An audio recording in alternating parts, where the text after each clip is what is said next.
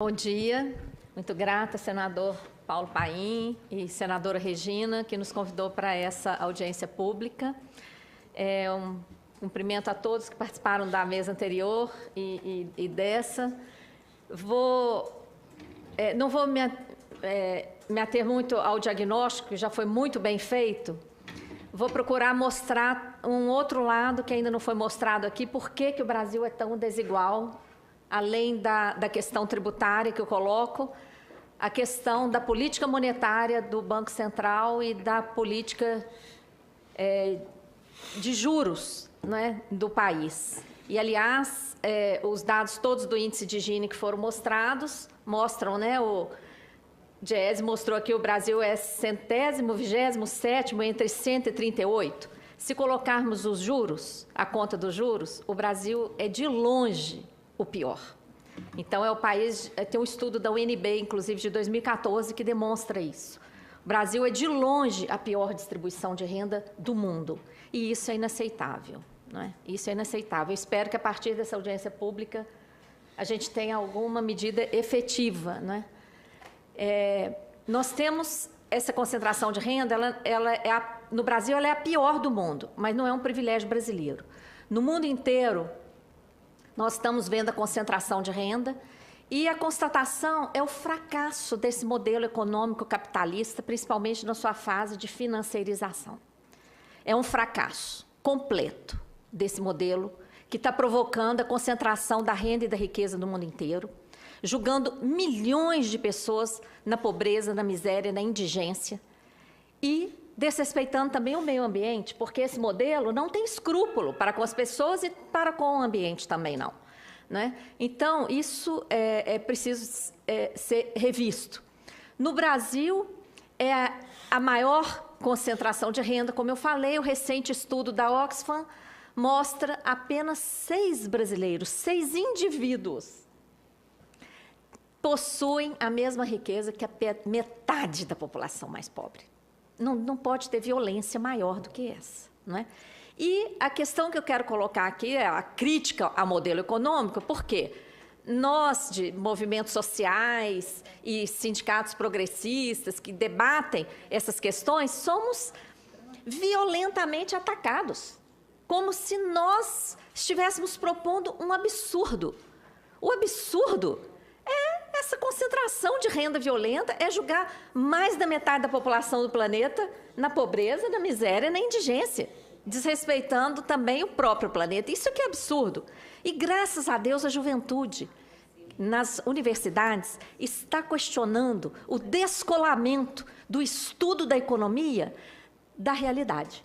Graças a Deus, a juventude está questionando e está havendo um debate internacional sobre o conteúdo das universidades de economia no mundo, dado esse descolamento entre o que se aprende e o que se ensina na escola, aquelas fórmulas ali, que coloca a juventude de cabeça baixa, semanas para desenvolver uma fórmula, e daí? Qual tem sido o serviço que a economia tem prestado ao mundo, né? Então, é uma reflexão, e aí o tema aqui hoje é concentração de renda. Isso não é um acaso, tampouco uma fatalidade. Isso decorre do modelo econômico aplicado. É assim de propósito. É assim, o resultado é esse, porque a fórmula usada é para chegar nesse resultado. E eu selecionei ali 3 fatores que eu considero, nós da Auditoria Cidadã consideramos principais. Em primeiro lugar, a política monetária suicida, exercida pelo Banco Central, com os juros mais elevados do planeta, a remuneração da sobra de caixa dos bancos. Nós estamos denunciando na Auditoria Cidadã da Dívida as operações compromissadas praticadas pelo Banco Central, com a desculpa de controlar a inflação, desculpa que ficou furada em 2017, porque em 2017 a inflação chegou perto de 0, o GPM foi negativo, e as operações compromissadas saltaram de 1 trilhão para 1 trilhão 157 bilhões. É uma mera desculpa para remunerar a sobra de caixa dos bancos, justamente porque ficaram sem fundamentação legal. O Banco Central enviou para a Câmara um projeto de lei 9248 para criar o depósito voluntário remunerado pelo Banco Central aos bancos. A despesa com essa remuneração da sobra de caixa dos bancos, nos últimos 4 anos, foi quase R$500 bilhão. O que poderia ter sido feito em relação ao combate à indigência, à miséria, à morte, à fome no nosso país, com esse R$500 bilhão, que só serviu para aumentar o lucro dos bancos, que neste país é campeão mundial. Nenhum lugar do mundo garante o lucro de bancos que se garante aqui no Brasil. Então, em primeiro lugar, política monetária suicida do Banco Central gera uma escassez de moeda na economia, porque esse 1.157 bilhões que o Banco Central enxugou em 2017 deixou de irrigar a economia, criou escassez de moeda. E o que acontece com o juro de mercado quando há escassez de moeda?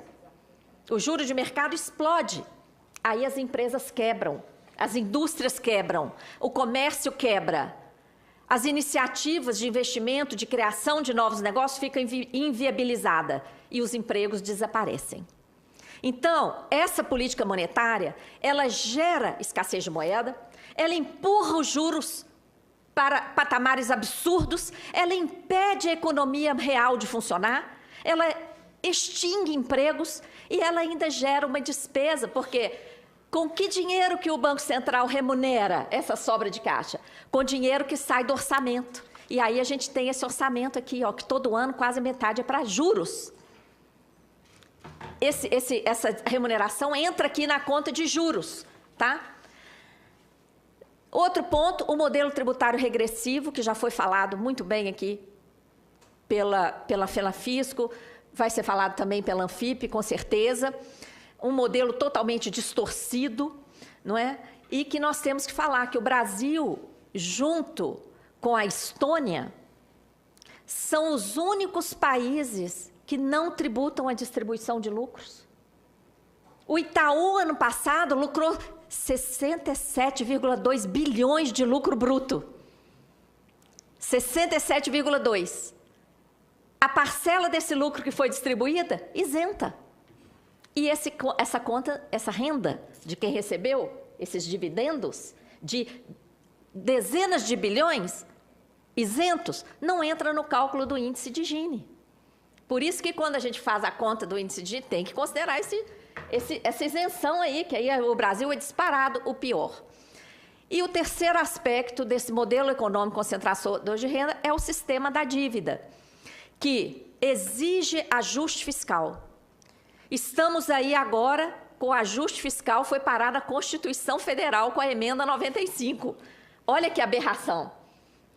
Corte, contingenciamento de todos os investimentos e gastos sociais para sobrar mais para o gasto financeiro.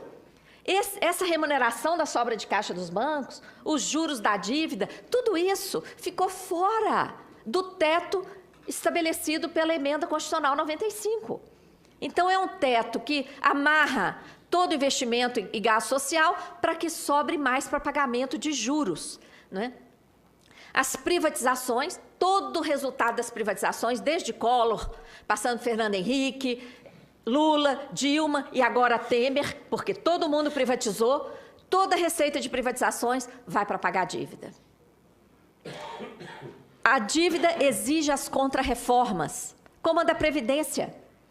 Nós desmontamos todos os argumentos falaciosos do governo para justificar a reforma da Previdência. Qual era o objetivo dessa reforma? Diminuir o gasto com a Seguridade Social para fazer sobrar mais. Isso está lá, inclusive, na exposição de motivos, ajuste fiscal.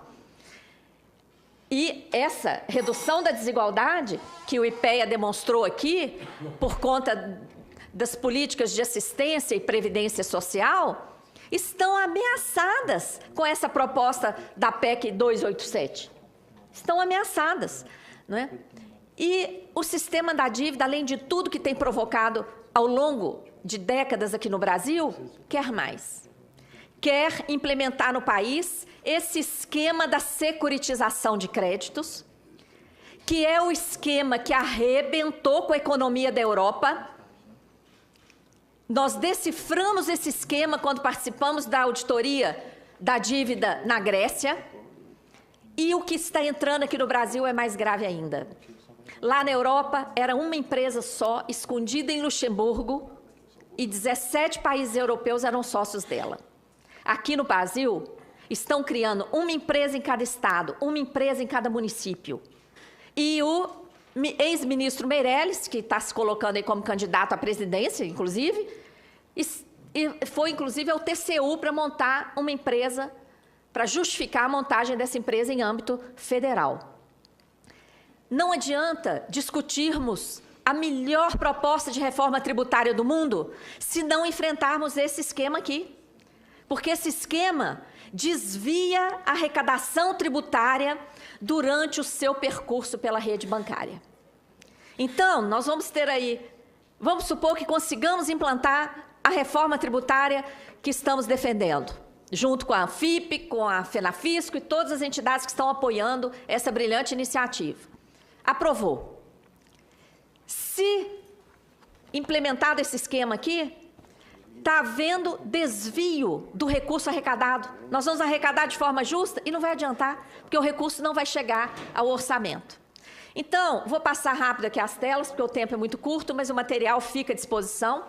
O custo da política monetária no Brasil é um escândalo. Eu falei do custo da remuneração da sobra de caixa dos bancos, R$500 bilhão nos últimos 4 anos, mas tem também o custo do swap cambial.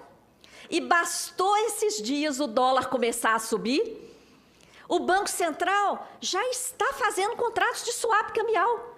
Para isso, não tem discussão se existe recurso ou não existe, não importa. Os bancos têm o seu lucro garantido e o povo paga a conta, à custa da miséria.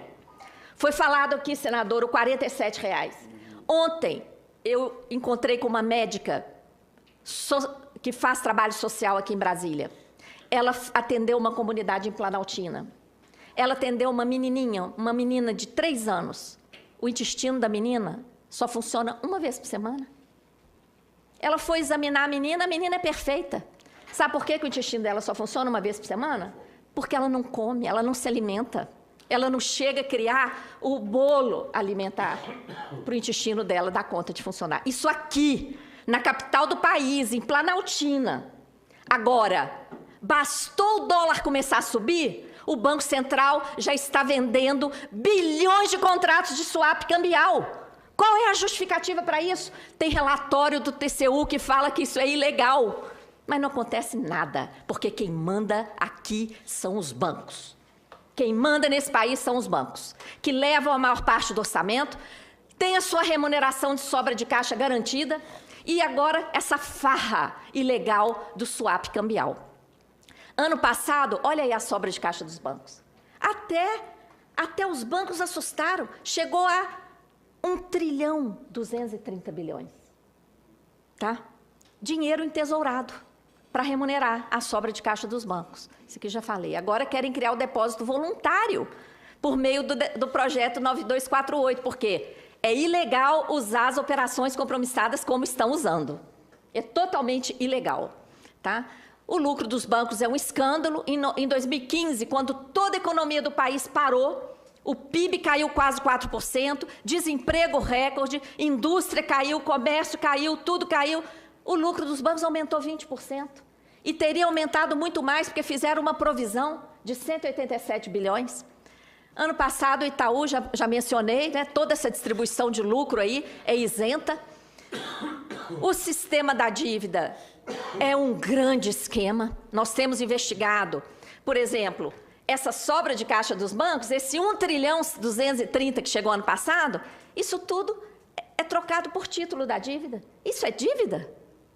É uma má utilização do instrumento do endividamento público, não é? Cobrando juros de todos nós. Então, o prejuízo do swap também vira dívida pública. Lá atrás, o PROER, o PROES, tudo isso virou dívida pública. Então, nós temos que ter uma auditoria dessa dívida, porque todo ano a figura é essa aí, ó. quase a metade do orçamento vai para juros e amortizações da dívida. Nós somamos as amortizações porque, desde a CPI da dívida, nós descobrimos que a maior parte dos juros está sendo contabilizada como se fosse amortização. É a mega pedalada que ninguém põe a mão, de centenas de bilhões todo ano. Está sendo feita uma atualização paralela da dívida, olha lá a figura. É feita uma atualização paralela da dívida. Essa atualização paralela é deduzida dos juros e só um pedacinho dos juros é informado lá no CIAF. Aquela bolada ali da atualização vai como se fosse amortização. Por isso que nós, da Auditoria Cidadã, somamos os juros e amortizações. Aí, a crise fabricada por essa política monetária justifica todo esse cabedal de medidas, como a emenda 95, a emenda 93, a lei complementar 159, que reflete a política de ajuste fiscal para os estados, e etc. Não é? E eu não posso deixar de falar do novo esquema fraudulento, porque isso aqui vai aumentar ainda mais a desigualdade social no nosso país. Se hoje nós temos uma disputa de recursos no orçamento entre a área financeira e os investimentos e gastos sociais, se passar esse esquema aí, como já está implantado em vários estados e municípios, a coisa vai piorar, porque parte do recurso sequer alcançará os cofres públicos, porque durante o percurso pela rede bancária, ele é desviado para o investidor privilegiado, como nós provamos durante a investigação da CPI da PBH Ativos S.A. em Belo Horizonte. Então, eu chamo a atenção, principalmente dos meus colegas da Anfip, da FENAFISCO, auditores, que esse esquema, nós temos que reforçar a denúncia contra esse esquema, porque ele é gravíssimo e ele está entrando no Brasil de forma totalmente obscura. Não é? Ele, infelizmente, foi aprovado aqui no Senado, o PLS 204 foi aprovado, agora nós estamos combatendo o PLP 459, que tramita na Câmara dos Deputados. Aquela emenda 95, que congelou tudo, já deixou dinheiro para aumento de capital dessas empresas estatais não dependentes. A Auditoria Cidadã produziu vídeo, vários materiais, o nosso relatório da CPI, que demonstra que, além de desviar recursos, esse esquema gerou um prejuízo de 70 milhões de reais para o município em apenas 3 anos. O ex-ministro Meirelles, tentando convencer o TCU de que isso não gera dívida pública sim, gera dívida pública de forma disfarçada e o pagamento é por fora, com recurso desviado. Nós temos aí vários materiais, tem vários links que podem ser acessados, porque não dá tempo de falar aqui. Convoco todo mundo para assinar esse pedido de assinaturas no Avaz, para pressionar os deputados. Está lá na página da Auditoria Cidadã, www.auditoriacidadã.org.br, assinem e pressionem os deputados para votar contra esse PLP 459, porque, infelizmente, aqui no Senado, 43 senadores nos traíram e votaram a favor desse projeto. Finalizo, acabou meu tempo com essa aí, ó. O Brasil, 9ª economia mundial, um dos países mais ricos do mundo, o país que tem petróleo, que tem nióbio, que tem a maior reserva de água potável, de terra agricultável, todas as matrizes energéticas, tem a pior distribuição de renda do mundo. Ali está o link para o estudo da UNB, que inclui o rendimento de juros e mostra que o Brasil é disparado o pior do mundo. 79º no ranking dos direitos humanos, segundo a ONU, o IDH medido pela ONU. Isso é inaceitável. Nós temos, então, que criar uma mobilização social consciente, entender que a política monetária, o modelo tributário, o sistema da dívida são os principais responsáveis por essa desigualdade social inaceitável do nosso país. Muito grata. Muito bem, Maria Lúcia Fattorelli, coordenadora nacional da Auditoria Cidadã de Dívida Pública.